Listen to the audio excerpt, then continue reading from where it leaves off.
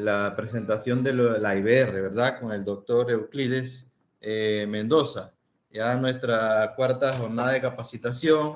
En otras ocasiones hemos presentado lo que es, bueno, los avances en relación a la brucelosis, a la acreditación del laboratorio, en cuanto al tema de brucelosis, por las técnicas serológicas. También tenemos las acreditaciones en las pruebas de biología molecular, enfermedades acuáticas, y eso es un logro que tenemos en el laboratorio, no solo como de país, sino a nivel de la región, ¿verdad?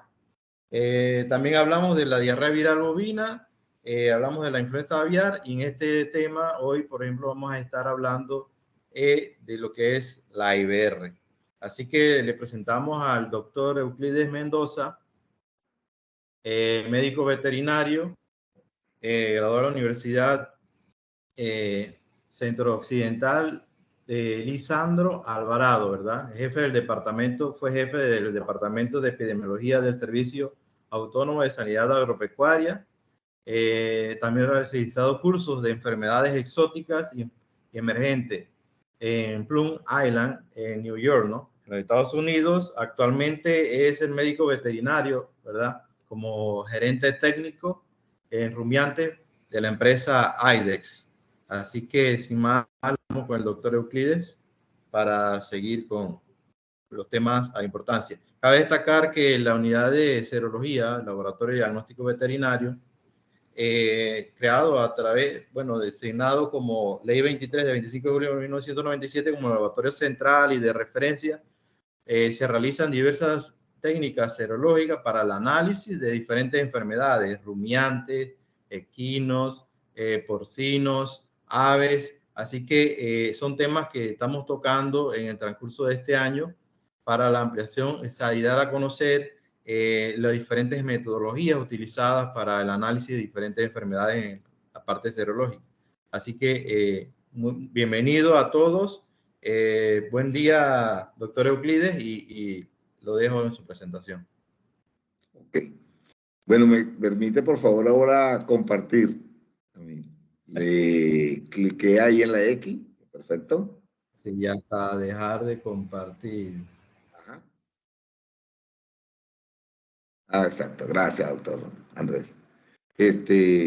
Buenos días a todos. Entonces, la verdad que para mí siempre es un gran placer compartir con ustedes estos momentos de llevarles ciertos conocimientos que he aprendido con mis estudios, compartir mi experiencia que he adquirido a través del tiempo del ejercicio de mi profesión y entregárselos a ustedes de una manera que les pueda ser útil en sus diferentes trabajos, en sus diferentes ocupaciones. Y digo diferentes ocupaciones porque algunos destacamos en la parte de campo, otro en la parte administrativa, de tanto de la salud como de los presupuestos de atención, insumos, logística, y la otra parte es el diagnóstico. ¿Okay? Entonces, pareciera que el que está en el campo no tiene nada que ver con la toma de decisión, que hay que hacer una prueba y tiene un costo. ¿Okay? Hay todo eso. Y el que está en el laboratorio parece que no le importara que si cómo se comporta la enfermedad, el virus, cómo es a nivel de campo, y el de campo y el de la oficina, no le importa, pareciera que no le importara cómo es la cuestión en un laboratorio, ¿no? Entonces, cuando nosotros queremos implementar programas, entonces pareciera que debiéramos estar todos involucrados. El programa sanitario, debemos estar todos involucrados, conociendo tanto lo que la responsabilidad que uno tiene para cumplir con los compromisos, y conociendo las actividades que tienen que realizar otras extensiones dentro del mismo programa, que a la final pueden repercutir en los proyectos que uno tiene de manera personal. Entonces, hablar de IBR es una enfermedad que, si se quiere, la hemos dejado como que a decisión del ganadero, si él la quiere atender, o del veterinario, si él decide que es importante o no es importante atenderla. Muchas veces, en muchos países de aquí de América Latina, casi el 100% de los países de América Latina, así está considerada este tipo de enfermedad. Entonces, solamente toman como decisiones oficiales, gubernamentales, aquellas patologías que son de carácter zoonótico. Y este tipo de enfermedades no son tomadas muy en cuenta para tomar decisiones gubernamentales en la política agraria sanitaria, donde sí algunas veces sería necesario tener un orden legal para atender este tipo de infecciones que son de gran impacto en la economía de la ganadería. ¿Okay? Entonces, lo vemos nada más como una enfermedad y no vemos su impacto en esa economía. Nosotros cuando trabajamos en el campo, vamos a atender problemas reproductivos y nos damos cuenta que estos problemas reproductivos se van a presentar de una manera muy compleja debido a que sus causas son multifactoriales. Las causas multifactoriales se refieren a causas que son no infecciosas y a causas que son infecciosas. ¿Ok? Entonces, cuando nosotros vemos que dependiendo de esas dos enfoques, causas no infecciosas y causas infecciosas, vamos a ver que el contexto, entonces, no es una vaca que abortó, sino que tenemos que darle ese enfoque primero poblacional y luego individual. O sea, ¿por qué quiere decir eso? Que algunas veces nosotros tenemos que, cuando vemos un aborto, no vemos la vaca que abortó, sino que estamos viendo también las vacas que están preñadas que no abortaron. Entonces, hay otro tipo de presentaciones clínicas que son asociadas a una misma patología, pero que nosotros no las relacionamos porque estamos solamente enfocados en un indicador clínico que en este caso sería el más visible, que es el aborto. ¿Okay? Entonces, por esa razón, una de las debilidades que tiene el progreso de un proyecto de erradicación de IBR o de control, es que cómo lo enfocamos, cómo enfocamos el problema. Entonces, vemos el aborto y nada más vamos a tratar el aborto de una vaca. Si nosotros estamos viendo que la reproducción del total de las preñeces en vaca, el 4 a 6% terminan en el nacimiento de becerros muertos. O sea, fíjense ustedes, el 4 a 6% terminan en el nacimiento de becerros muertos. Y vamos a ver que los problemas reproductivos, el 9% son problemas de infección. ¿Ve? Y el 7 a 8% desarrollan anomalías congénitas y 84% pueden morir por asfixia. O sea, que la incidencia, la causa infecciosa es poca, pero si nosotros la tuviésemos controlada, cuando nosotros no tenemos control sobre las causas infecciosas, entonces resulta que eso puede aumentar y llegar inclusive al 100%.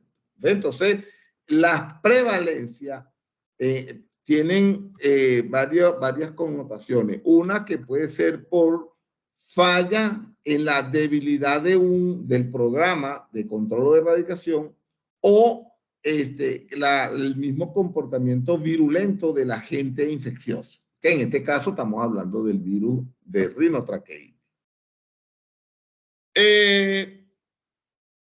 Fíjense cómo se llama la enfermedad. Rinotraqueitis. Su nombre refiere que es una patología respiratoria. Pero nosotros...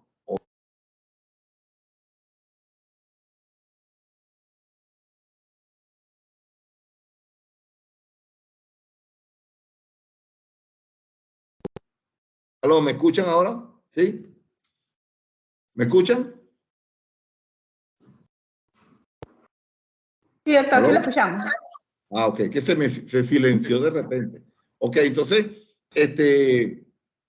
sin embargo, decía que esta rinotraqueitis se refiere a una forma clínica de presentación de la enfermedad tipo respiratoria. Pero nosotros hoy en día sabemos que no solamente tiene una forma de evolución clínica respiratoria, sino que tiene impacto en otros órganos, dentro de los más importantes que nosotros consideramos en el sistema reproductivo. Entonces, es una enfermedad que viene a formar parte de ese complejo que nosotros llamamos complejo respiratorio reproductivo. Muchas veces nosotros queremos ver los problemas reproductivos solamente como problemas reproductivos y los problemas respiratorios solamente como problemas respiratorios. Vagamente, algunos veterinarios los asocian problemas reproductivos con problemas respiratorios, quizás causados por el mismo factor. ¿Ok? Entonces, es ahí donde algunas veces nosotros vamos a una finca y hacemos investigaciones tipo encuestas, preguntando, encuestas de opinión, preguntando. La gente quiere saber si hay a lo mejor algún indicio de ocurrencia de IBR, y preguntan, mire, por aquí hay aborto. No, no hay aborto. Pero no se les ocurre pensar, hay animales tosiendo, ¿ve? Entonces, que también es IBR. Entonces, eso hay que ver. Entonces, si nos vamos por el nombre de la enfermedad, lo enfocaríamos solamente hacia la parte respiratoria. Hoy sabemos que la parte reproductiva es importante. Entonces, una de las cosas que nosotros debemos tener claro es esto, pues que todas las vacas van a tener un ciclo, son cíclicas, van a tener una evolución sistemática, todos los meses van a ciclar, van a entrar en celo, va a haber una ovulación. Entonces, ellas nacen con 300.000 ovocitos aproximadamente, al año hay 17 ovulaciones, y más o menos, ¿cómo sería el número de ovulaciones que pudiera tener una vaca en 15 años de su vida reproductiva? ¿De acuerdo? Entonces, ¿qué es lo que nosotros estamos observando aquí? Así trabajábamos antes nosotros. Nosotros antes llegábamos y llevábamos lo que hacíamos era palpar. Este soy yo, ¿okay? Cuando trabajaba mucho en el campo, ¿ok? Entonces, palpando, fíjense la silla que compré para este trabajo. ¿Ve? Entonces, a este aparato era que yo le encargaba todo lo que era el estudio ginecológico, ¿ve? Y palpando, mira, se cometen errores como ustedes no se dan idea, ¿ve? Y opiniones, uno opina, uno palpando opina, no, ese es un folículo grado 5, grado, bueno, que usted escucha aquellas cosas que, no, esta vaca está sucia, no se puede inseminar, no, esta vaca está muy flaca, no puede quedar preñada. Bueno, sí puede ser. Yo decía, pero váyanse a los barrios para que ustedes vean esas mujeres que no comen bien, tan flaquitas y tienen como 8 muchachos. Entonces, bueno, ¿por qué sí, aquellas sí, las vacas no? O sea, eran cosas. Fíjense usted, en Estados Unidos agarraron seis personas con una trayectoria entre 20 y 30 años palpando. Se dice que, bueno, palpar, lo que esa gente decía palpando, eso era casi que indiscutible. O sea, la experiencia que ellos tenían era sumamente grandiosa, ¿no? Gente de experiencia muy larga, muy disciplinada, la experiencia, porque la experiencia, recuerden que hay experiencias buenas y experiencias malas, ¿no? Entonces hay gente que dice que tiene experiencia, no significa conocimiento. Entonces hay gente que dice, no, yo tengo mucha experiencia, sí, pero si tu experiencia es mala, por ejemplo, esta forma de palpar, como estoy yo aquí nadie me va a decir a mí que yo estoy en la mejor posición para hacer un estudio ginecológico. Aquí los errores que yo puedo cometer ahí, cuando yo palpe, son increíbles, son altísimos. Entonces, estos tipos llegaron y los pusieron a palpar unas vacas preñadas y vacías, y luego hicieron estudios con ultrasonidos y bueno, varias herramientas de diagnóstico.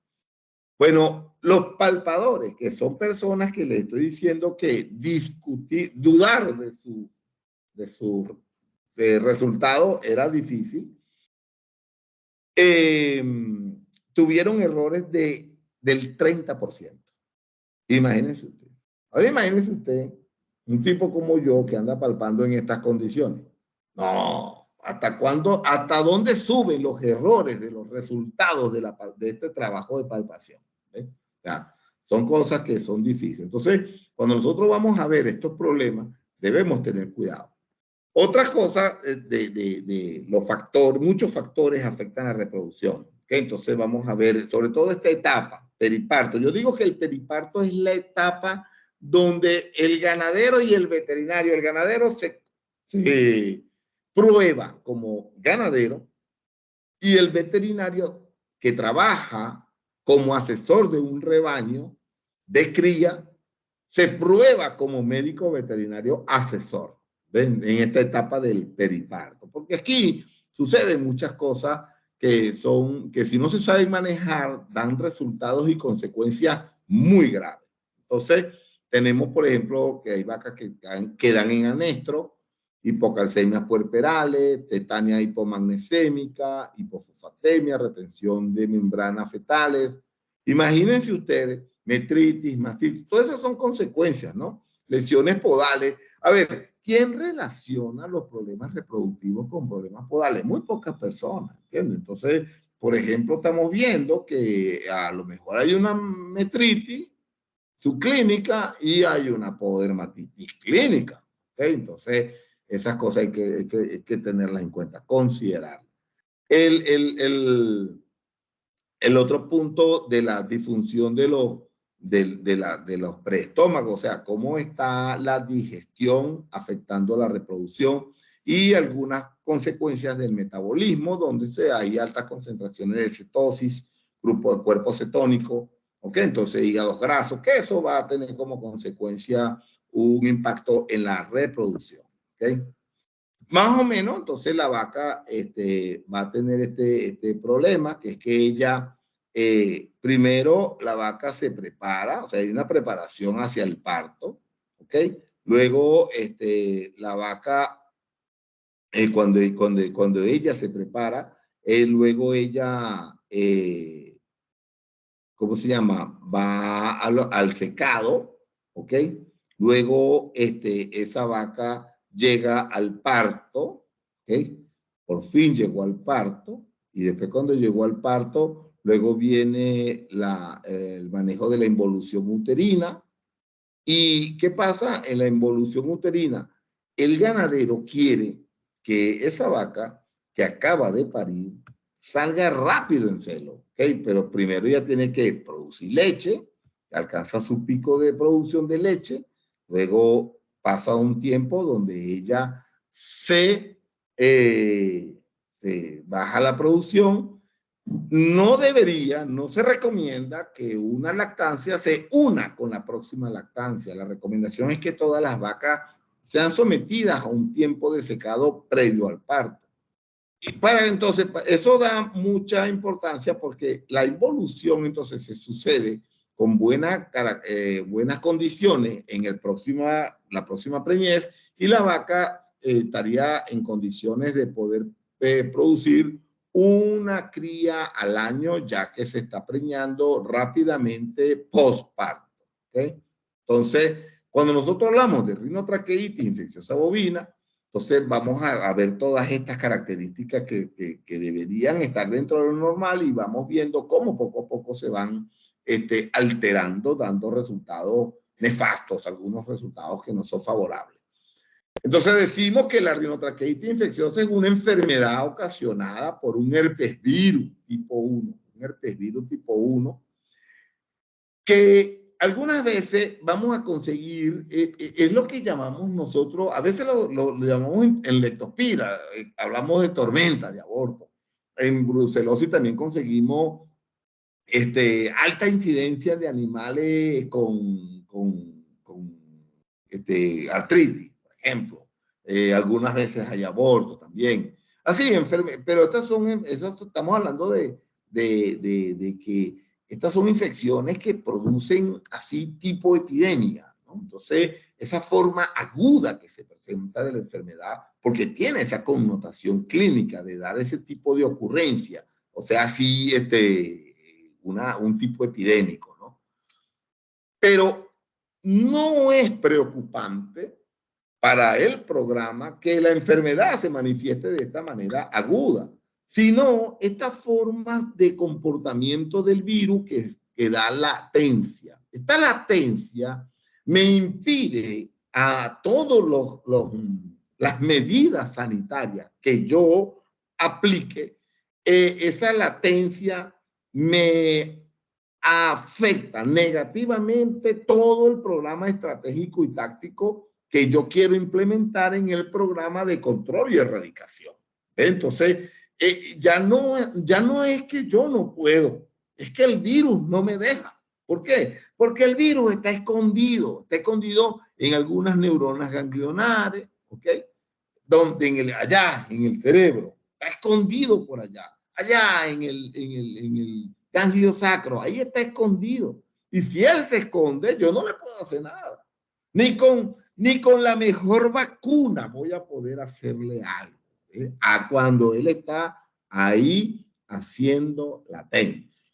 Entonces, muchas veces sentimos, nosotros los veterinarios, nos sentimos agraviados, ofendidos, insultados por los ganaderos cuando nos dicen, doctor, usted no puede hacer nada para erradicar esa enfermedad. Y uno, carajo, si yo pudiera meterme donde está este virus escondido para sacarlo con una pinza, por lo menos. Entonces, esas cosas hay que saberlas para poder tener respuesta. ¿Ves? Entonces, ¿por qué? Porque empezamos a decir que el veterinario no sirve, empezamos a decir que la vacuna no sirve, empezamos a decir que es que los animales no sirven, entonces nadie sirve. Entonces, no, pero no consideramos esa forma virulenta de comportamiento que tiene el virus para la evasión del sistema inmunológico al producir latencia. Entonces, ¿qué pasa? Ese virus, cuando él está escondido, no está pasando nada, pero cuando se reactiva y es excretado, entonces, por algunos factores como el estrés, ¿ya? El estrés, recordemos que es un aumento entonces de producción de cortisol, y el cortisol es el producto que se produce en un proceso inflamatorio. Entonces, cuando utilizamos un esteroide, que es una similitud al comportamiento del cortisol, entonces los dos van a tener el mismo efecto, ¿no? Entonces, ¿qué factores pueden producir estrés o qué enfermedades está un animal, una vaca, por ejemplo, padeciendo, donde yo utilicé inconscientemente o con ignorancia, utilicé un esteroide y provoqué el aborto? Entonces, porque tienen el mismo efecto de los esteroides, ¿okay? Estamos hablando de dexametasona, prednisolona, ¿okay? Entonces, Son esos esteroides que tienen un comportamiento similar al cortisol con un efecto sobre la reproducción, provocando el aborto y sobre todo en el último tercio, que es muy importante ver que esta infección produce aborto en el último tercio de la enfermedad, de la preñez. Ahí se ve, entonces este virus está afectando el sistema reproductivo y el sistema respiratorio. Es un virus ADN, entonces, como es un virus ADN, es sensible al éter, ¿ok? Los virus ADN tienen sensibilidad al éter. Fíjense ustedes, él se inactiva en 21 minutos a 56 grados y en 10 días a 37 grados. Esto quiere decir más o menos, los virus son parásitos. Los virus son parásitos. Ellos se hospedan en una célula, infectando una célula del organismo, y ahí vive él, sobrevive, ¿ve? Infectando esa célula. Es decir, si por casualidad el animal, el hospedador, muere, entonces la célula muere, entonces el virus va a morir también. ¿Okay? Entonces, cuando nosotros vemos, o sea, ¿cuánto tiempo dura vivo más el virus? Bueno, puede durar hasta 10 días a 37 grados. Esto significa exageradamente una exageración de capacidad de sobrevivencia del virus en el ambiente. ¿Ves? Muy estable a pH alcalino y muy lábil a pH ácido. ¿Okay? Entonces, muy importante porque muchas veces tenemos animales que están a 37, viviendo en zonas de 37 grados centígrados con suelos alcalinos. ¿Ves? Entonces, este tipo de ambiente le da sobrevivencia al virus, ¿ok? Al virus le da sobrevivencia y puede favorecer una fuente de infección para los rebaños que se vayan a explotar en ese sector, en ese ecosistema. Ahora, cuando vemos, yo decía, cuando vemos el complejo respiratorio, reproductivo respiratorio, entonces tenemos que ver, qué otras cosas pudieran estar cohabitando con el virus que favorecen un proceso respiratorio. Entonces vamos a hablar de que hay bacterias que se asocian con el virus de diarrea viral bovina, o sea, de que hay bacterias que se asocian con el virus de diarrea viral bovina, con el virus de rinotraqueitis infecciosa, y ahí vamos a tener, oh, Dios mío, ¿qué pasó aquí?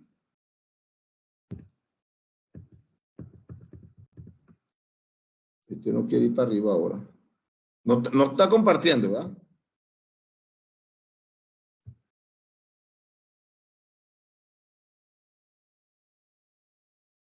¿Aló? ¿Está compartiendo? No. ¿Qué está compartiendo, doctor? Sí, pero no sé, de repente se me fue el compartir. Ahí estaba ahí, ¿verdad? Se ve esta. Sí, perfecto, se ve, ahí estaba. Sí, sí. Entonces, decimos entonces que el virus se puede cohabitar con otros agentes infecciosos, bacterianos u otras bacterias, y hacen el cuadro respiratorio más grave. ¿De acuerdo? Entonces, claro, en estos procesos respiratorios nosotros utilizamos antibióticos que sabemos que para el virus no va a causar ningún efecto, pero por lo menos disminuye el impacto virulento del virus si se asocia con bacterias. En este caso, Mainemia hemolítica, que produce una fibrinosis, una neumonía fibrinosa, entonces, en los lóbulos anteroventrales. Entonces, eso es importante tenerlo en cuenta. Mucha gente escucha nada más la tos, pero no utilizan el estetoscopio. El estetoscopio es importante utilizarlo. Ya ustedes conocen el mío. Entonces, para ver cómo está afectado todo el tracto respiratorio. La forma de transmisión, entonces, hay un exudado nasal, el virus viene y el exudado nasal y sale y se puede transmitir. O sea que en ambiente cerrado la transmisión es muy fácil.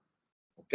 Fíjense que en esa forma de explotación estabulada, la rinotraqueitis, la forma de transmisión más común es la respiratoria. ¿Ok? Entonces, la aerógena, por aerosoles. Entonces, luego vamos también a tener repercusión de acuerdo al manejo que reciban. Entonces, va a tener repercusión a nivel genital.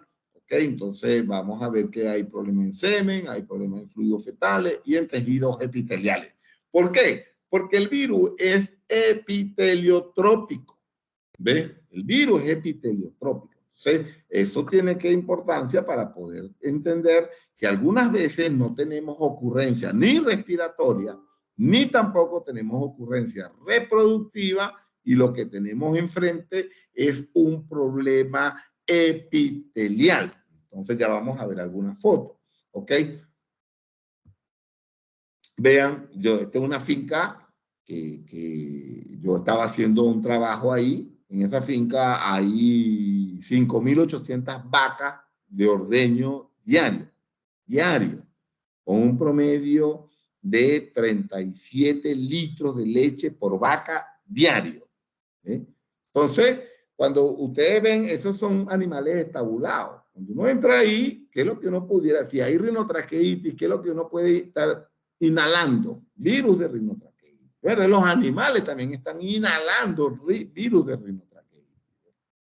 Entonces, vamos a ver el problema respiratorio, ¿ok? Lo estamos viendo que ahí, mire, el pulmón más malo que existe es el pulmón del bovino. Es el más malo. ¿Por qué? Porque el pulmón del bovino, primero, es muy chiquito para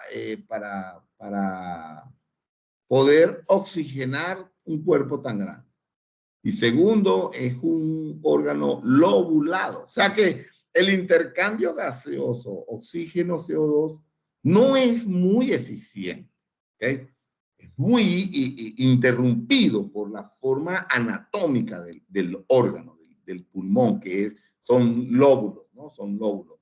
Cabe destacar que son 3 lóbulos de cada lado, pero el lóbulo apical del lado derecho, él se lanza por encima de la tráquea, entonces cae del lado izquierdo. Entonces pareciera que existieran 4 lóbulos del lado izquierdo y 2 lóbulos del lado derecho. No, ¿okay? Son 3 lóbulos de cada lado. Simplemente que el de la derecha se va hacia la izquierda y vamos a tener entonces lóbulo apical, lóbulo cardíaco, un lóbulo medio y un lóbulo diafragmático. ¿Ok? Entonces, ojo con esas situaciones. Viendo entonces, vamos a ver estos signos clínicos, ¿ok? Que son bastante, por ejemplo, fíjense, este animal aquí tiene una secreción, ¿vieron? Observen estos animales cómo están. Estos son signos clínicos respiratorios. Esto es una neumonía por mainemia hemolítica. Los virus generalmente están por el lado dorsal. Las bacterias por gravedad se vienen hacia la parte ventral. ¿Okay? Observen este animal como está con el cuello extendido hacia abajo. ¿Ok? Entonces eso quiere decir que hay problema. Este animal, observe que tienen aquí hay esta compresión a nivel de la zona crural, ¿okay? La zona del ijar, y entonces significa que está haciendo un gran esfuerzo para expulsar el oxígeno. ¿Okay? En cambio, observen este animal de cuello distendido, vean estos dos cuellos distendidos hacia adelante, son animales que están buscando oxígeno. Este es que no haya cómo botar el CO2 y este es que está tratando de captar oxígeno. ¿Okay? Entonces se llama una disnea inspiratoria y esto se llama una disnea expiratoria. ¿De acuerdo? Entonces, ¿qué vamos a conseguir? Entonces, daños en las vías altas, hay estornudo. Bueno, aquí estoy palpando yo las vacas, los animales. Esto fue en República Dominicana. Hay tos. ¿Ve? Entonces, hay que diferenciar la tos con la parte parasitaria. ¿Okay? Porque algunas veces, cuando hay muchos parásitos en la región intestinal, esos parásitos, cuando hay demasiado, ellos comienzan, por ejemplo, los paráscaris, ellos comienzan a hacer andanzas erráticas, o sea, que andan por otras zonas que no es donde ellos deben estar, como el caso de un parásito intestinal, debe estar en el intestino, y los conseguimos por allá vagando en la tráquea. Entonces, ese movimiento del parásito causa irritación y entonces el animal estornuda. Entonces, generalmente ese estornudo se detecta, se escucha en los animales en reposo entre 5 y 8 de la mañana, porque hay ese intercambio de la temperatura ambiente que viene de fría de la noche y en el día se va a poner caliente. Entonces, sobre todo, imagínense por allá, por los lados de Volcán, en Chiriquí, David, por ahí, que está frito en la madrugada y de repente comienza a ponerse caliente. Entonces, eso hace que los parásitos se vuelvan así. Y de por sí, el cambio de temperatura causa irritación. Entonces, nosotros tenemos que hacer un estudio muy minucioso desde el punto de vista semiológico de esos cambios que se están dando vía respiratoria. Si hay excreción nasal, si a lo mejor pueden haber tos húmeda, ¿verdad? Y de repente no hay excreción nasal, ¿ok? Una cosa importante es como los ruidos que escuchamos, ¿ok? Los ruidos que escuchamos, ¿ok? En la tráquea y en la laringe, tráquea y laringe, los ruidos normales se llaman soplo, soplo traqueal, soplo laringe. Y los ruidos anormales en la laringe y la tráquea se llaman estertores y estridores. ¿Ok? No se escuchan estertores en el pulmón. El que diga que está escuchando estertores en el pulmón está equivocado. ¿Ok? Entonces, eso se escucha en la laringe y la tráquea. ¿Ok? Son los ruidos anormales de laringe y tráquea. Y ahí la dificultad de la respiración. Ya vieron los animales que tienen entonces problemas de inspiración. Por ejemplo, fíjense, este animal ya está postrado con una anoxia, ¿okay? Una disnea inspiratoria. Vean el animal como tiene el cuello distendido buscando aire, ¿okay? Buscando oxígeno. ¿Ve? Este animalito, yo le hice una necropsia a este animal. ¿Ve? Entonces, ¿qué sucede? El virus se multiplica en la cavidad nasal y en la parte superior del tracto respiratorio, produciendo rinitis, laringitis, traqueitis.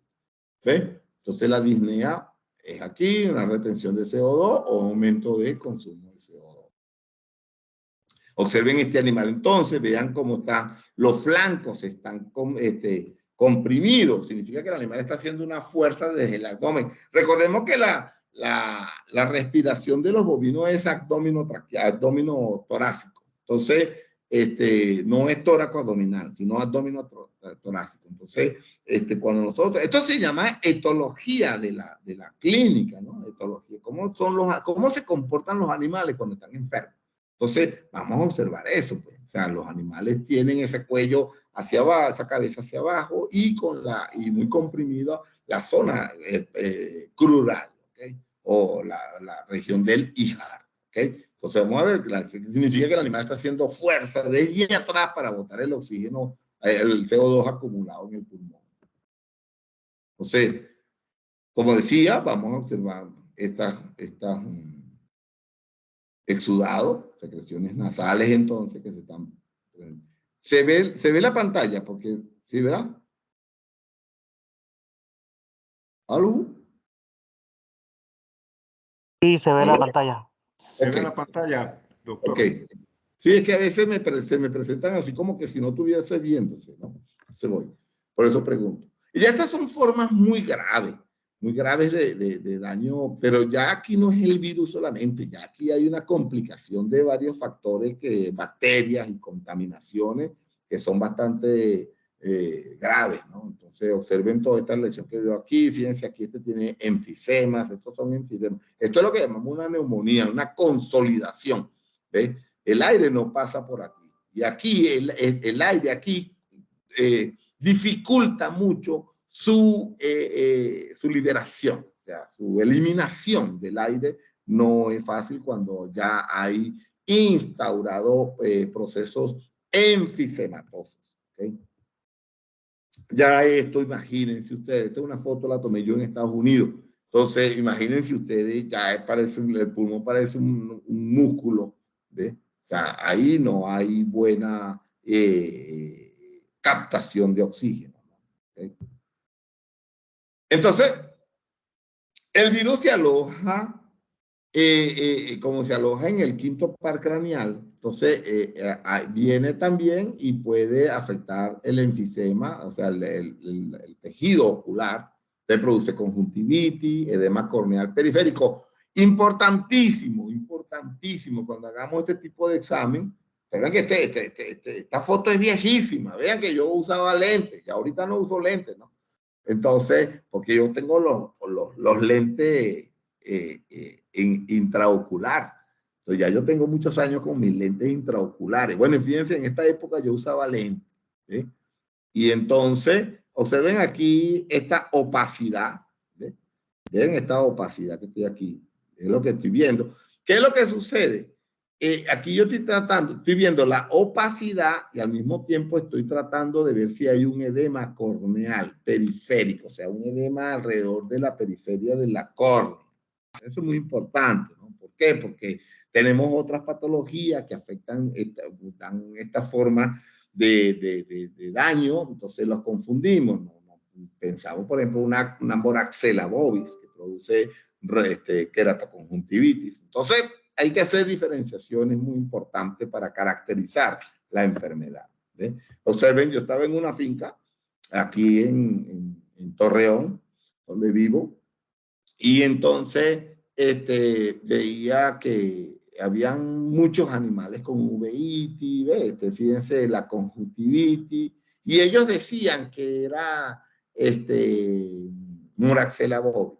Yo le dije a ellos, no creo, porque la moraxella bovis primero produce la conjuntivitis y luego la queratitis. Se ven este ojo como está, ven el edema, ven el edema. Esto no se produce en moraxella bovis. Entonces, puede ser que se observe. Y la otra cosa es que la uveitis es del centro hacia afuera, ¿sí? Y la moraxella bovis es de afuera hacia adentro. ¿Se dan cuenta? Entonces, o sea, hay que saber evaluar estas cosas, ¿no? Vemos, como el virus está en el cerebro, entonces puede llegar a, cuando hay una actividad viral, puede llegar a producir entonces daño cerebral, y hay animales que nacen en este estado. ¿Sí? Y que entonces llaman a uno, doctor, mire, me lo envían para que yo opine. Doctor, mire, nacieron los animales, están naciendo así. ¿Cómo? Como locos. ¿Ah? Entonces, ¿qué enfermedad será esa? Una enfermedad, los animales nacen como locos. Entonces, bueno, algún animal de eso, ahí están hablando de que si lo que pasámoslo por WhatsApp a mí, ¿ve? ¿Entiendes? Entonces, lo malo es que esto no lo pagan, se lo envían a uno por WhatsApp y uno lo ve y uno pide y nadie paga. ¿Ve? Entonces, bueno, este caso, fíjense ese animal, ¿ve? Es un ataque, una convulsión que se le produce y ahí queda. Y vuelve al rato otra vez a la convulsión y de ahí no sale, de ahí no sale. Estos signos no lo asocian con ocurrencia de rinotraqueitis. El virus está entonces en el quinto par craneal nervio trigémino. Se produce una lesión que se llama síndrome del nervio trigémino. Entonces, que se produce, culmina con una parálisis facial. Vean el corte longitudinal, ¿verdad? Entonces, vean cómo está la desviación de la cara. ¿Eh? Bueno, el colega, donde yo estuve en la finca esa, en esta finca, él llega y me dice, no, que ahí no hay problema de rinotraqueitis, ¿entiendes? Entonces lo que había moraxella bovis. Entonces yo le digo, o sea, moraxella bovis, la moraxella bovis no produce parálisis facial.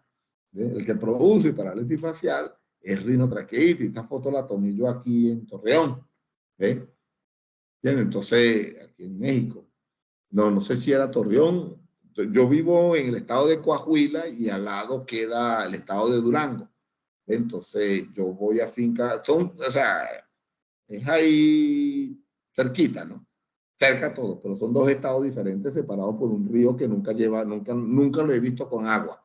Entonces, tenemos este caso aquí, ¿no? Fíjense, habían en el rebaño, habían 16 animales con parálisis facial. Esto fue en Brasil.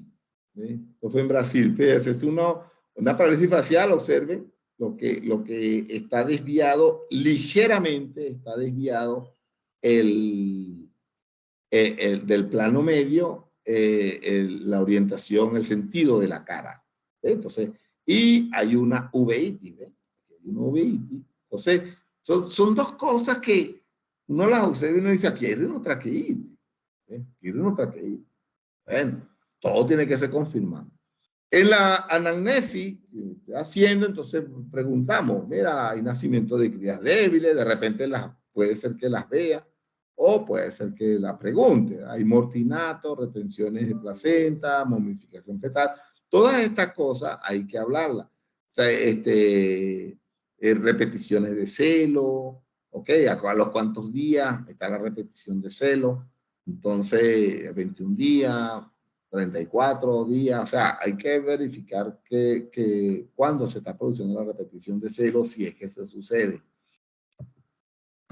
Y el aborto, que es lo que todo el mundo ve. No, abortaron 3 vacas, 4, eso es lo que todo el mundo se preocupa. ¿Ves? No, hay muchos problemas que pueden indicar la presencia de la infección. ¿Ves? Entonces, cuando hay un aborto a los fetos, le hacemos una necropsia y podemos conseguir una hepatitis necrótica focal y una hemorragia en el riñón. Y también, entonces, estos son signos parecidos a leptospira y hay una autólisis muy rápida. La autólisis muy rápida hay que tener cuidado porque la podemos asociar a problemas clostridiales también. El Clostridium noxi tipo B. Ahora, de los signos reproductivos que nosotros evaluamos y le damos alto interés es a los signos de la vaginitis pustular infecciosa. ¿Okay? Que entonces se produce 1 a 3 días poscoito, o sea, en la finca donde monta natural, secreciones mucopurulentas, como le arde la vagina, la cola la cargan levantada las vacas.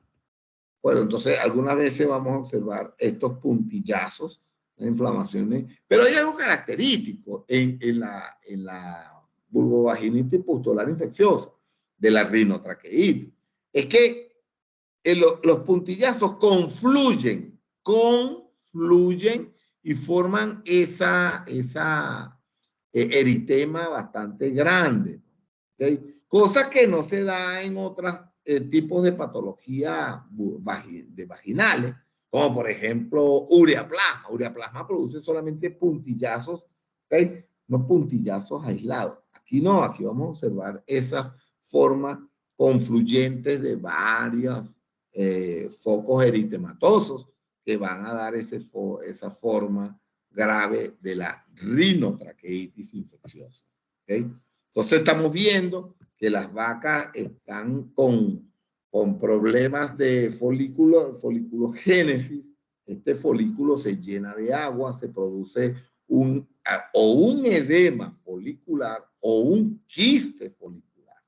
¿Sí? Eso es una de las consecuencias graves del virus de diarrea, del virus de rinotraqueitis, porque esas formas de producir ooforitis son significativas muchas veces. Entonces la gente está viendo un aborto nada más. Pero fíjense toda la gama de indicadores clínicos que nos pueden decir que tenemos un rebaño infectado de rinotraqueitis. ¿De acuerdo? Algunas veces vemos esto. Esta foto me la pasó me la pasó mi hijo, que es veterinario. Vean esos puntos brillantes. Lo negro son los ovocitos. esos negros círculos negros, esos son los ovocitos. Y los brillantes pudieran ser radicales libres. Entonces, hay que tener en cuenta cómo está el proceso de ovogénesis. ¿Okay? En los machos, entonces el virus va a producir parafimosis. Esto transmite la infección, inclusive en el semen bien infectado. Entonces, hay que tener en cuenta la parafimosis porque podemos conseguir otras infecciones que afectan ahí el tracto reproductivo del toro, como por ejemplo ahorita, en estos momentos tenemos una, ¿cómo se llama? Una epidemia ¿cómo se llama? Tricomoniasis. Tricomoniasis en la región de Chihuahua. ¿Ves? Estamos implementando diagnóstico fuerte con PCR, porque hay mucha tricomoniasis. Entonces, hay que, ¿cómo se llama? Diferenciarlo de rinotraqueitis infecciosa bovina por estos problemas que se afectan a nivel de pene y de prepucio. Decía yo que este virus tiene una forma de presentación epitelial que entonces produce erosiones. ¿Ves? Entonces, estas lesiones mucocutáneas, hay que tenerla en cuenta en rinotraqueitis. Y estas formas cutáneas son características como de diarrea viral bovina. Entonces, muchas veces estas formas cutáneas son como características de diarrea viral bovina. Entonces hay que tener en cuenta que en un animal podemos estar observando las dos presentaciones epiteliales de los dos virus. ¿Ves? Entonces vamos a tener la lesión mucocutánea que se llama impétigo y la otra lesión que se llama pénfigo o impétigo. Entonces vamos a tener que en un animal podemos tener pénfigo, en otro animal podemos tener impétigo, estamos hablando de IBR o diarrea viral. Y en otros animales vamos a conseguir pénfigo e impétigo, que puede ser la ocurrencia de las dos patologías con impacto epiteliotrópico en un mismo animal. ¿Okay? Entonces, es otro signo que también hay que evaluarlo. O algunas veces están con esos signos epiteliales con todo lo que hemos evaluado anteriormente. Por eso es que es importante agarrar, Andrés, es importante agarrar en la finca, darle, esa es parte de la educación sanitaria, enseñarle a la gente a ver los animales, enseñarlos a ver los animales. O sea, no es nada más contarlo. Ayer tenía 50, hoy, otra vez tengo 50. No es nada más ver eso. ¿Entiendes? Es ver los animales. Entonces, cuando los vemos, bueno, sí, que como está, el animal debería estar comiendo y está echado. ¿Ves? El animal debería estar echado haciendo rumia y está parado. Ni come ni hace rumia. Algo está pasando. Entonces, y ver qué es lo que estamos observando en los animales. ¿Okay? No es que preñé la vaca. ¿Cuántas veces tuve que montarle el toro o inseminar la vaca para poderla preñar? 3 intentos. Entonces, tengo problemas reproductivos. ¿Ves? Tengo problemas reproductivos. Los animalitos nacen y de una vez nacen tosiendo, nacen, o sea, hay que ver qué es lo que está pasando. ¿Okay? Entonces, dentro de las medidas de control, entonces hacemos aislamiento de enfermos. Recuerden que hay que aislar porque la infección se transmite tanto por excreciones como por vía respiratoria aerógena. Y a veces cuando compramos animales, entonces tenemos que hacer una cuarentena de esos animales. ¿Okay? Y entonces observen que también no solamente se da en ganado lechero, sino en ganado de carne. ¿Okay? Entonces, soy yo. ¿Sí? Ese pantalón me queda muy grande. Entonces, bueno, fíjense, esa era la época, yo usaba lente también. Entonces, en el ganado de carne también vamos a conseguir estos problemas. Programas, entonces tenemos programas de vacunación, ¿ok? Programa de vacunación eficiente. La gente cree que porque vacuna todo está solucionado. Si es verdad que toda enfermedad con vacuna es erradicable. Eso es una gran verdad. Toda enfermedad con vacuna es erradicable. Ahora, ¿qué sucede?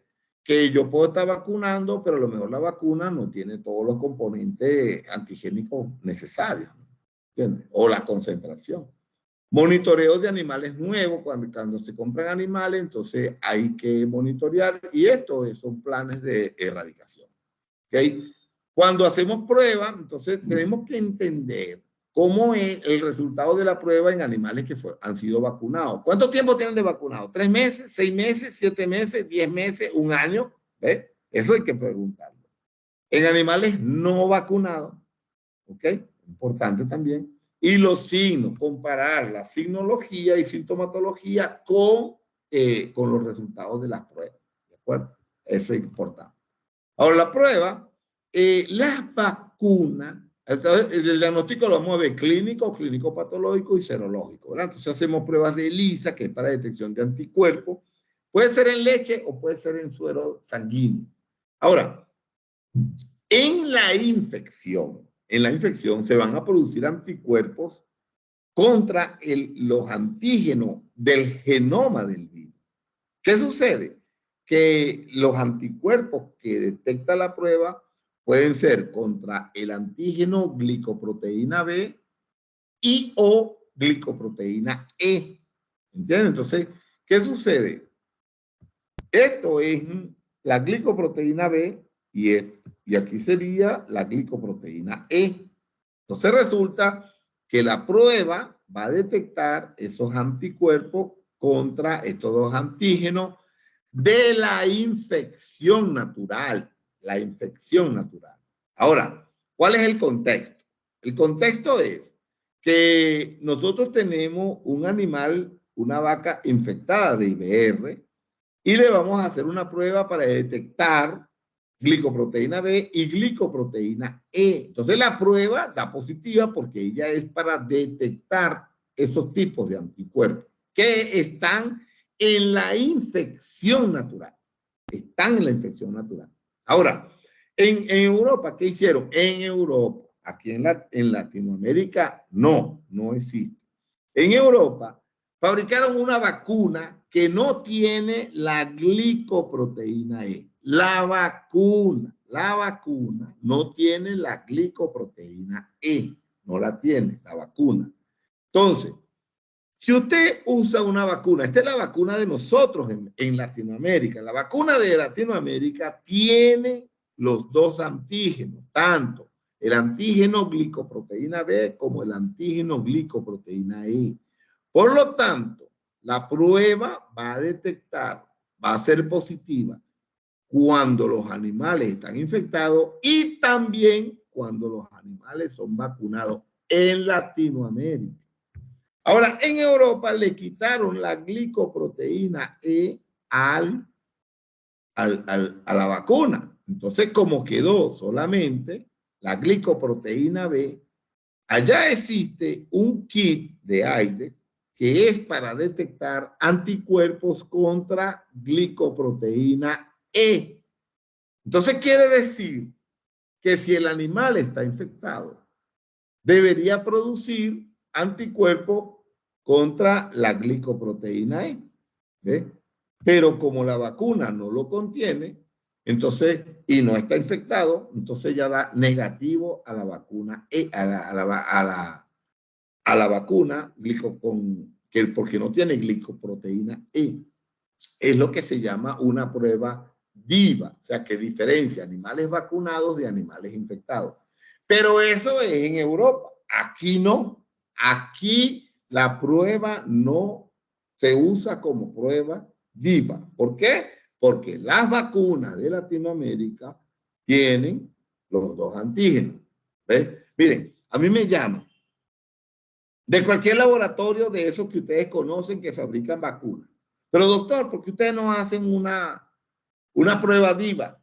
Y yo le digo, o sea, le estoy hablando de personal que trabaja en el laboratorio que fabrica vacunas. ¿Ok? Fabrican vacunas. Miren, ustedes se acuerdan que en el corazón existen los ventrículos derecho y ventrículo izquierdo, ¿verdad? Y en el cerebro tenemos el tercero y el cuarto ventrículo. Yo no sé dónde está el primero y el segundo, pero el tercero y el cuarto ventrículo existen.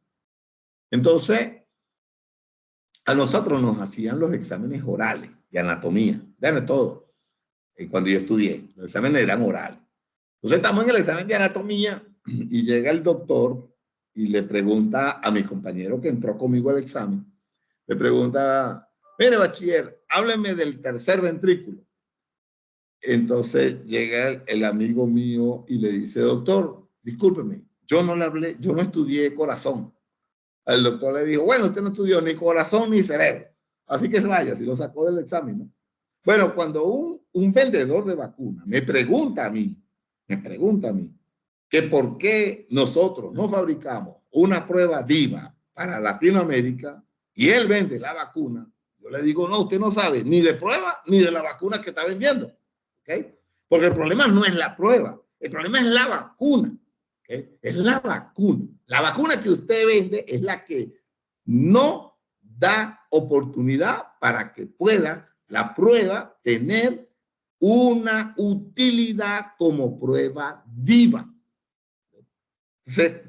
Eso se lo digo sobre todo a ustedes que son del ministerio, para que cuando vayan a tomar decisiones de registro, entonces tengan en cuenta cuáles son las ventajas de registrar tales vacunas, registrar tales pruebas que puedan servir, que puedan ser útiles para los programas de erradicación, de control y erradicación que tiene ustedes como ministerio, como responsable de la sanidad animal del país. Entonces tengan en cuenta estos datos que son muy importantes para tomar esas decisiones. ¿Okay? Entonces, en América Latina no tenemos prueba DIVA, pero no porque la prueba no sirva, es porque las vacunas traen los dos antígenos, ¿de acuerdo? Entonces, decimos, aquí por lo que podemos hacer es controlar. Entonces, vamos a ver cómo está el comportamiento de la latencia, cuando hay ocurrencia y la reaparición de la enfermedad, producto de esa latencia, y cómo está siendo efectivo todas las medidas sanitarias que estamos implementando y la vacuna que estamos usando en la frecuencia, en la edad de aplicación, todas esas cosas. ¿Ok? Bueno, muchísimas gracias. Adelante.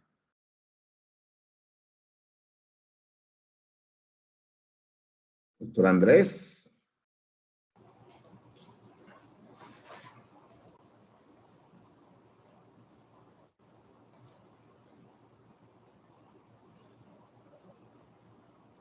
Melissa. Aquí estoy, doctor. Me escucho. Sí, Andrés. Hola. Te escucha bien. No escucho. ¿Sí escuchamos? Hola. Sí. Sí, Andrés, te escuchamos. Ok. Muchas gracias, doctor. Doctor, en relación entonces, no sé si alguien tiene pregunta al respecto. Vamos a hablar algo de, por ejemplo, en el caso de los controles para la erradicación o el control. Cuando hablamos de los persistentes infectados, podemos detectar, ver que existen, puede existir animales en el rebaño, ¿verdad? Y dentro del control que podemos tener también, la primera barrera es el productor, el cual para impedir la entrada sería controlar o analizar los animales. Bueno, yo aquí no he hablado de persistentemente infectados, eso es en diarrea viral.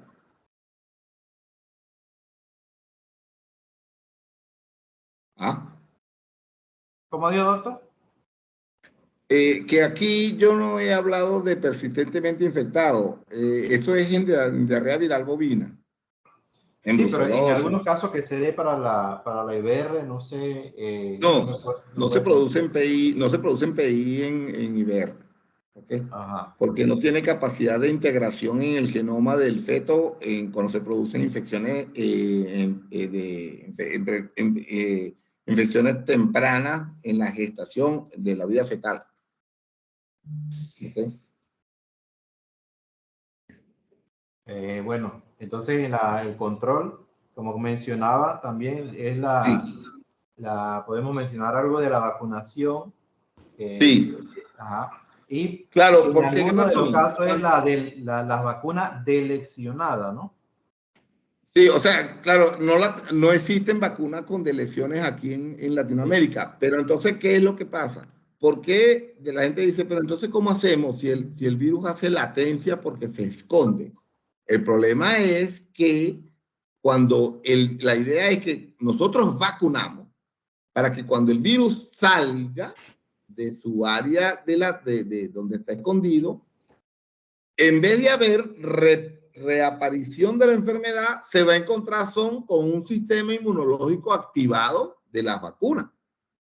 ¿Ven? Y entonces de esa manera lo inhiben sus efectos y no hay reaparición de la enfermedad. Por eso es la vacuna. La vacuna ahí hace un efecto muy importante. Ahora, cuando hay ocurrencias y yo estoy sospechando de IBR, pero tengo un animal vacunado, tengo varios animales vacunados, yo hago una serología, entonces voy a ver, por ejemplo, que hay una serología muy alta en animales de 3 meses vacunados, significa que esa vacuna no hizo el efecto. ¿Ves? No hizo el efecto inmunogénico que yo esperaba.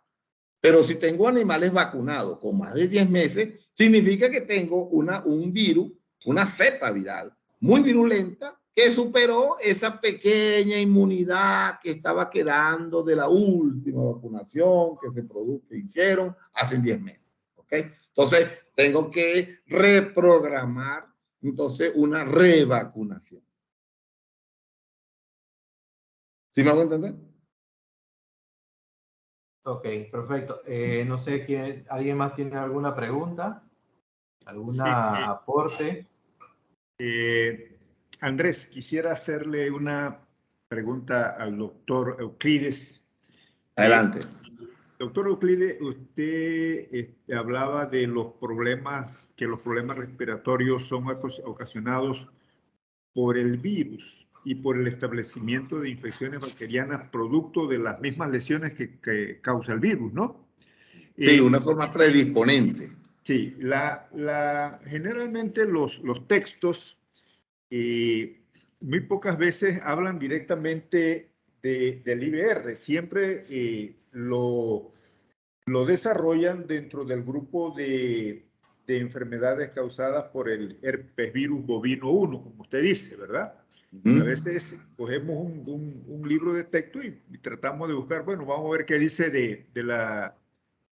del IBR y no encontramos ni siquiera en los índices IBR, pero sí encontramos el herpesvirus bovino 1 y la literatura hace referencia, por ejemplo, a que el virus por sí mismo no ocasiona serios riesgos que comprometan la vida del animal. Pero cuando se desarrollan las lesiones en las mucosas y vienen esas infecciones bacterianas secundarias, caso de las neumonías que usted describe, en realidad eso es lo que compromete entonces la vida del animal, ¿verdad? O sea que si no se desarrollaran esas infecciones secundarias, a última hora el virus no es tan letal, podríamos decir.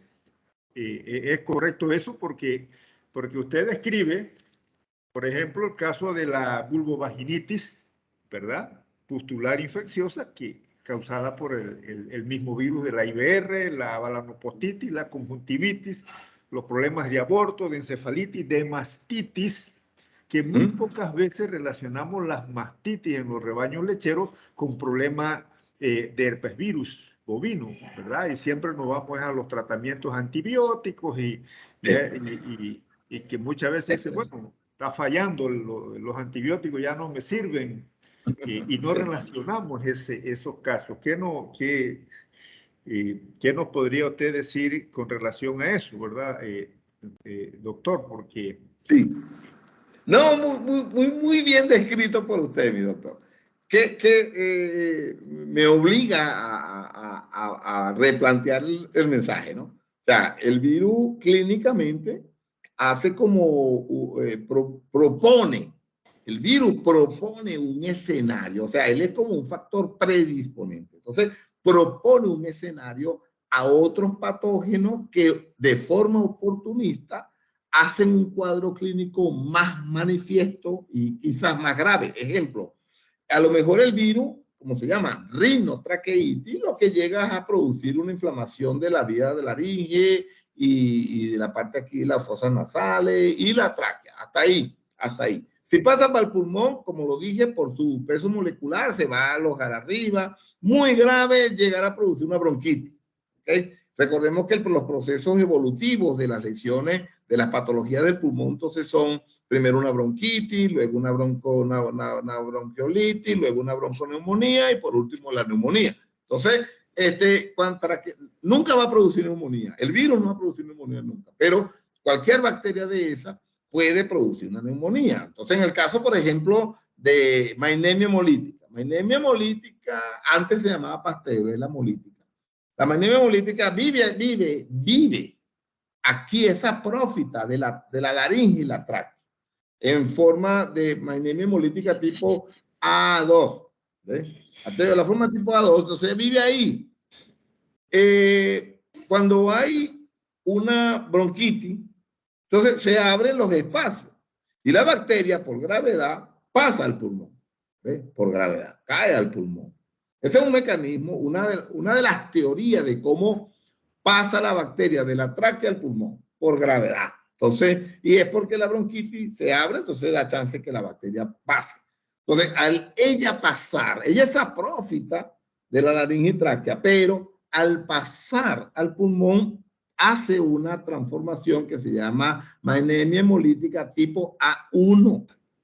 Y la Mainemia hemolítica tipo A1 produce una toxina que se llama leucotoxina. Y la leucotoxina va a producir lo que se llama una neumonía fibrinosa. ¿Ve? Entonces, el proceso complicado de la neumonía es ocasionado por la bacteria que en forma oportunista causó ese daño en el pulmón producto de una predisposición que hizo el virus herpes virus, ¿ves? Tipo 1. ¿Entiendes? Entonces, es lo que yo le estaba diciendo, tratando de decir que muchas veces nosotros no hacemos la evaluación completa de toda la situación. ¿Ves? Fíjese que usted hizo un recuento donde en todas partes el virus tiene diferentes comportamientos. El ejemplo del reproductivo. El virus se llama rinotraqueitis. ¿Okay? Cuando llega a Latinoamérica, pero ahí, yo lo dije al principio, el virus se comporta en forma aérea, aerógena, en las áreas de estabulación. Pero sabemos nosotros que hay zonas donde no hay estabulación. Bueno, yo he ido a Panamá en muchos lugares donde no hay estabulación. ¿Ya? Entonces, ¿qué sucede? Cuando el virus lo llevaron a Panamá, ¿ves? Y entonces llegó a una finca y resulta que cuando salió aquí, él vio que la otra vaca estaba muy lejos. Y ya dijimos que el virus es parásito. Si el virus se coloca ahí, vive solamente en la región respiratoria, va a promover daños que a lo mejor matan al individuo y él se va a morir y él no va a conseguir sobrevivencia. ¿Qué hizo el virus en Latinoamérica? Se fue para el ganglio sacro. Y en el ganglio sacro, él causa problemas reproductivos, pero no mata al hospedador. Por eso es que usted lo dijo muy clarito y muy bien. El virus no es mortal, menos es letal. ¿Ve? Entonces, generalmente los animales que mueren es por complicaciones con otros patógenos. Y lo que tiene son formas clínicas que producen complicación para los tratamientos. ¿Okay? Entonces, el virus, él es reproductivo, pero no causa muerte del animal. ¿Ve? De hecho, los virus no causan ni siquiera placentitis. Imagínense. Cuando uno ve un aborto, uno ve un aborto. Entonces uno, por ejemplo, las bacterias, la placenta, hay que ver la placenta. Entonces, por ejemplo, los virus no causan placentitis. La leptospira tampoco causa placentitis. ¿Ves? Pero las otras bacterias, Klebsiella, brucelosis, todas esas sí causan placentitis. ¿Ves? Entonces, cuando uno ve un aborto, hay que evaluar la placenta para diferenciar si es viral o es bacteriano. Si es placentitis, puede ser bacteriano. No es placentitis en el aborto, puede ser viral. ¿Ves? Entonces, para que usted vea, porque las lesiones en ese nivel no son muy fuertes. Sí, doctor. ¿Lo santo? Excelente, excelente. Gracias, doctor Euclides. Creo que he quedado muy claro con relación a su respuesta. Una pregunta, otra pregunta, doctor Euclides, y usted disculpe. No se preocupe. Eso lo paga Melissa, no se preocupe, doctor. Esta es una de las enfermedades donde se hace el esfuerzo de su control a través de vacunas. Pero vuelvo a hacer la misma referencia que le hice en el caso de la diarrea viral bovina. Y muchos productores, al no ver los resultados esperados con el programa de vacunación, desisten. Porque dicen, este programa no me está dando el resultado. La pregunta, doctor, es con la experiencia que usted tiene, ¿podrá controlarse la enfermedad exitosamente a través de un eficiente programa de vacunación a nivel de la finca, no solamente para esta enfermedad, sino también en el caso de la diarrea viral bovina? Sí. ¿Sabe, doctor, que ahí, cuando yo voy para una finca, yo, en mi informe, yo hago cierta sugerencia, ¿no? Perdón, hago cierta sugerencia. Una en las recomendaciones que le doy al dueño, las recomendaciones que le doy al encargado, las recomendaciones que dejo al médico veterinario. Si hay un médico veterinario residente, le dejo recomendaciones a él. Las recomendaciones que yo dejo para el ambiente animado. ¿Qué es el ambiente animado? Carros, personas, insectos, y el ambiente, y mis recomendaciones para el ambiente inanimado. ¿Cuál es el ambiente inanimado? Los corrales, las cercas, los potreros, el pasto. Ese es el ambiente que no se mueve. ¿Okay?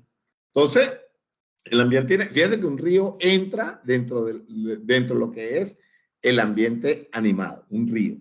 Entonces, o sea, si yo tengo claro cómo es el mecanismo de transmisión, si yo lo tengo claro, entonces yo tengo que apuntar hacia el mecanismo de transmisión. Las medidas sanitarias, por ejemplo, que son de prevención o de profiláctica. Prevención es evitar de que el agente causal entre en el rebaño. Esa es prevención. Todo lo que yo voy a hacer para prevenir de que el agente causal entre al rebaño. Eso se llama prevención. Y las medidas profilácticas son de que si el factor causal entró, por lo menos que no se disemine. No se disemine. Una vacuna puede ser una medida preventiva o también puede ser una medida profiláctica. Entonces, o sea, ¿dónde está que yo pueda controlar o erradicar? Entonces, viene que hacia dónde yo estoy dirigiendo las medidas. A ver, tengo yo bien claro cómo es la fuente de transmisión, cómo es el mecanismo de transmisión en el rebaño que estoy atendiendo. Hacia allá voy a dictar la medida sanitaria. Y la vacunación, en este caso, es verificar que la vacuna de verdad está haciendo el efecto que yo estoy deseando conseguir, que es entonces la estimulación de un sistema inmunológico que sea capaz de poder controlar cuando el virus, cuando el agente infeccioso sale de los focos de latencia, cuando sale de ahí, entonces capaz yo de que tener a través de la vacuna un sistema inmunológico activado para que cuando el virus salga no me haga otra vez reaparición de la enfermedad. Entonces, en eso quiere decir que la serología puede orientarme a mí para ver si las vacunas de verdad están haciendo el efecto inmunogénico que yo necesito que se produzca en ese rebaño. Entonces, en ese caso, la serología, las pruebas son importantísimas para hacer esa evaluación inmunológica. ¿Ve? Segundo, ya tengo tiempo de que vacuné. Y entonces, bueno, un diagnóstico puede decirme a mí, mira, tienes muy baja inmunidad, debes revacunar. Entonces, a veces, doctor, ahorita la semana pasada estaba en un rebaño, atendiendo un rebaño donde tuve que bajar la revacunación de 12 meses a 10 meses de rinotraqueitis.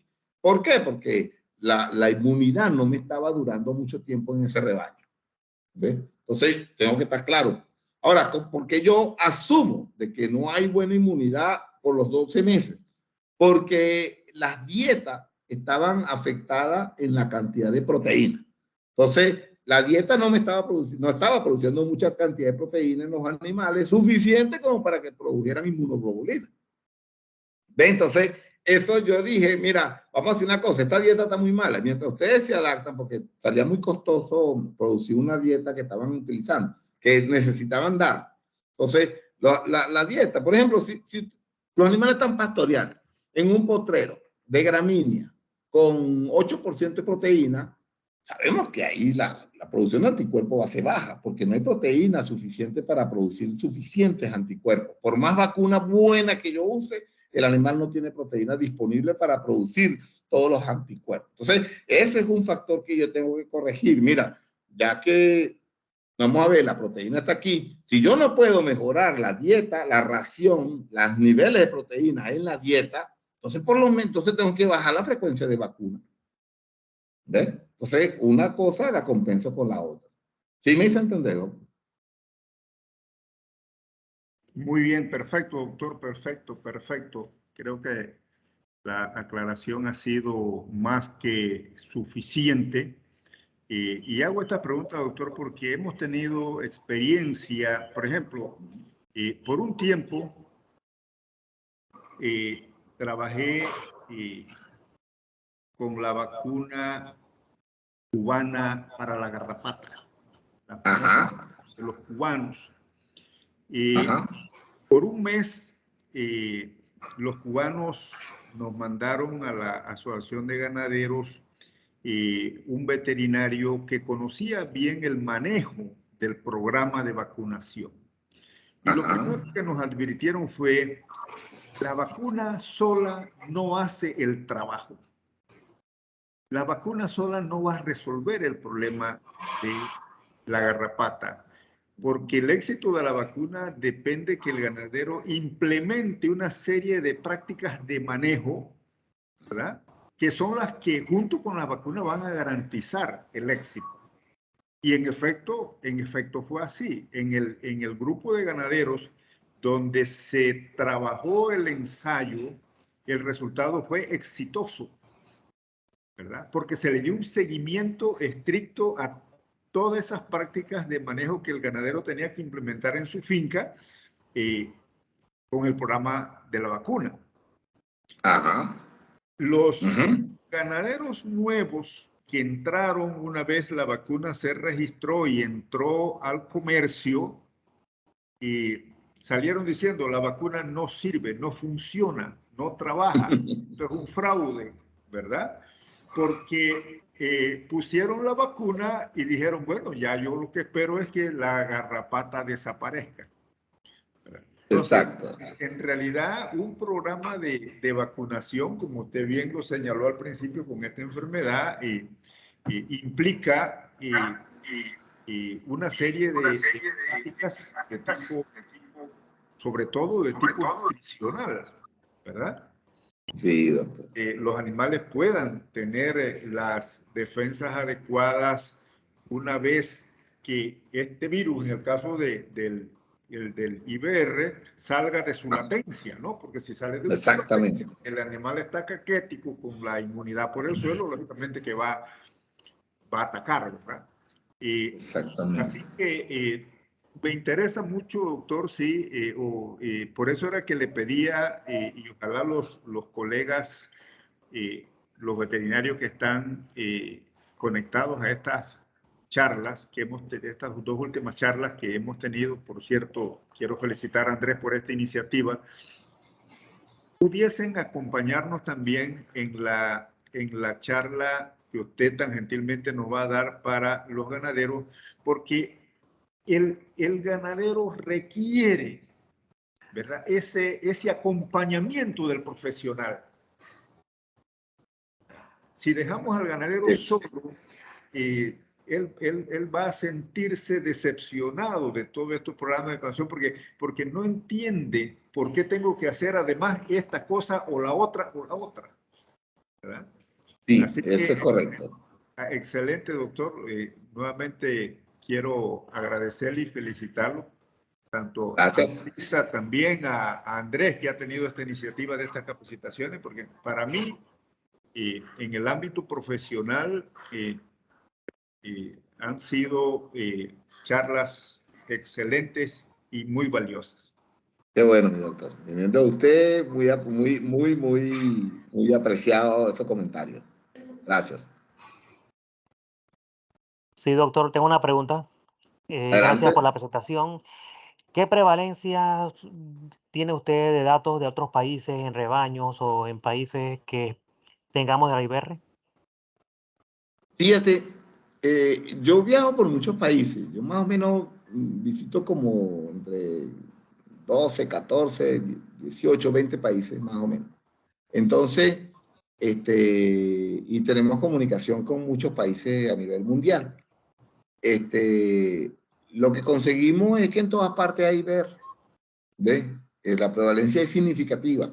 Bien lo decía el doctor Santos, a lo mejor no le ponemos mucho cuidado porque creemos que no es una enfermedad mortal, no es una enfermedad letal por ejemplo, nosotros estamos muy acostumbrados a trabajar todo es con hemotrópicos, ¿ok?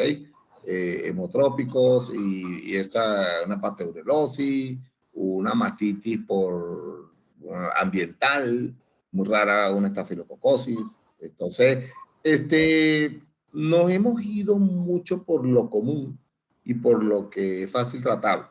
Y en el caso de IBR, nos vamos mucho a la forma clínica de que si hay aborto, no hay aborto. Y ya. ¿Ves? Aborto, no aborto, y ya. Entonces, cuando yo le digo a la gente, mira, en el caso de los virus, es más importante evaluar cómo se están comportando los animales en la ovogénesis, en la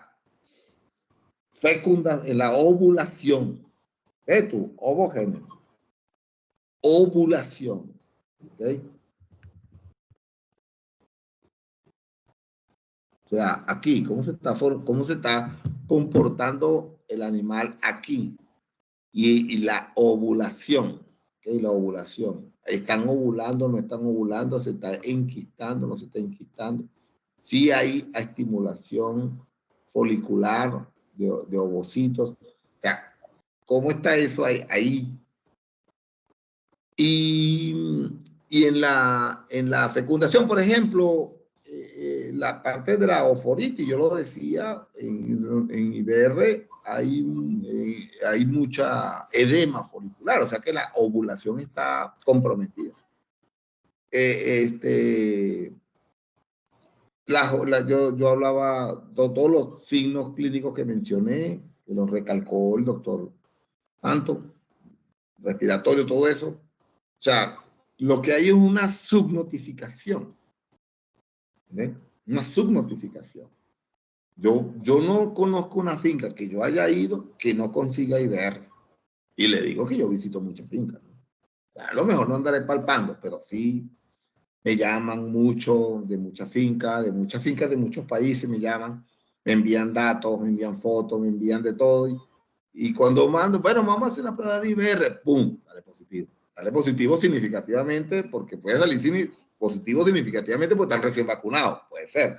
Pero yo más o menos hago evaluación estadística para diferenciar cuando es un resultado de diagnóstico de laboratorio está relacionado a respuesta inmunológica de vacuna o pudiera estar refiriéndose a una infección activa. ¿Ve? Entonces, muy raras veces consigo que no haya IBR. ¿De acuerdo? O sea que es altísima la prevalencia. No quiero decir un número, pero mucha gente que trabaja más que yo y saben más que yo de esto dicen que quizás estamos por el orden de los 80% de prevalencia. Sí. Doctor Euclides, Adelante. entiendo por el factor de estrés que usted señalaba que, la prevalencia debe ser mucho más alta en rebaños lecheros que en rebaños de cría, ¿no? De carne. Y como le comentaba la vez pasada, aquí en Panamá hace ya buena cantidad de años muchos ganaderos tomaron la iniciativa de la vacunación con la vacuna de Pfizer, la Cattle Master 4, y con el complejo de las 4 enfermedades que tiene esa vacuna, la rinotraqueitis infecciosa, para influenza 3 bovina, el virus respiratorio sincitial, ¿verdad? Y la diarrea viral bovina, ¿verdad? Pero como siempre le decía, en aquella ocasión el sondeo de prevalencia que se hizo en alguna finca fue por iniciativa de la misma Pfizer, que estaba interesada pues en colocar su vacuna en el mercado, y Sí. todos nos sorprendimos de muy poco se había escuchado de estas enfermedades entre los productores, muy poco, ¿verdad? Sí. Y tal vez estemos, como usted también decía al inicio, prestándole atención a otras enfermedades que no son tan dañinas en el ámbito económico de la ganadería, como estas, que sí tienen un impacto grande, pues sobre todo a nivel reproductivo. La tasa de reproducción de Panamá, se han hecho varios estudios, se han analizado muy bien las estadísticas, y el promedio de la tasa de reproducción del rebaño bovino nuestro pudiera andar alrededor de un 60-65%, que es muy bajo. Es muy bajo, y muchos ganaderos, a pesar de los esfuerzos que hacen, muy pocas veces logran salir de ese promedio, ¿verdad? Sí. Yo sí creo que es hora de comenzar a prestarle más atención a estas enfermedades que tienen un fuerte impacto reproductivo, como estas dos que hemos estado viendo, como usted, en este programa de capacitación. Hola, en relación a... ¿me escucha? ¿Katy, se escucha? Sí, fuerte. Okay. Bien. En relación, bueno, a lo que le quería mostrar en antes, ya cambié de equipo.